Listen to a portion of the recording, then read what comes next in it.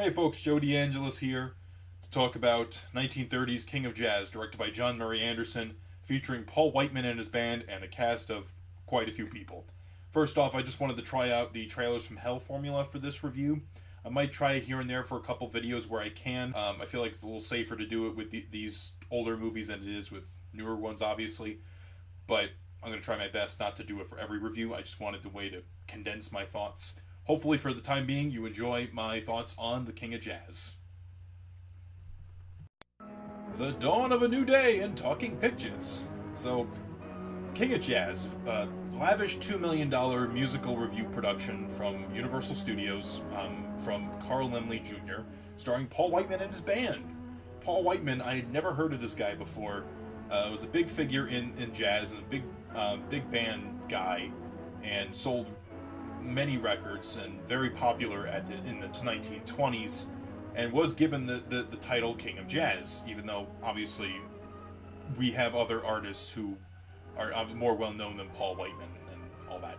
So yeah, you could see from the trailer, just looking at like those visuals, the scale of this production, it is larger than life. The $2 million they spent on this really shows on the screen. And I'm just glad it exists because previously they only thought like a trailer existed. For a long time there was just, crappy VHS copies and really distorted copies with weird colors and things. But this is actually a 2-strip Technicolor film, so it's a little different from what you're used to in, say, Wizard of Oz or Gone with the Wind. But it gives it a very distinct look, and with the 4K restoration, it just absolutely looks gorgeous. Certainly one of my favorite discoveries I've made in the Criterion Collection. And other notable things with this movie, it takes the Rhapsody in Blue and basically has the same band that initially played it on the big screen, minus George Gershwin on the piano, and maybe minus a few band members. But also notable is that Bing Crosby, this was his first movie. This was his first big movie. And he was part of the Rhythm Boys, and he's certainly very distinct. He's featured in a number of parts of the movie, including the animated segment in the beginning, and he does Paul Whiteman's singing voice in that, as well as the singing voice in the opening title credits. But due to a reckless car accident, a reckless drunk driving incident, I believe, he did not perform the number Song of the Dawn, which is performed by John Bowles, who you may remember from Frankenstein. Here he is right now. John Bowles singing. I never knew this man had a set of pipes. I just knew him as the other love interest character from Frankenstein. Gotta give him credit for that. He really just sounds incredible, but that costume looks absolutely ridiculous. Oh my god. It's just a really fascinating film to learn about. And just also kind of funny to pick apart some of the ridiculous things, that would never fly today.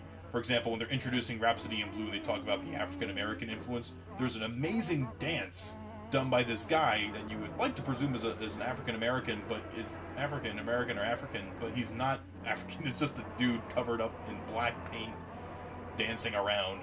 And also when they do the melting pot sequence, it's just Europe, pretty much.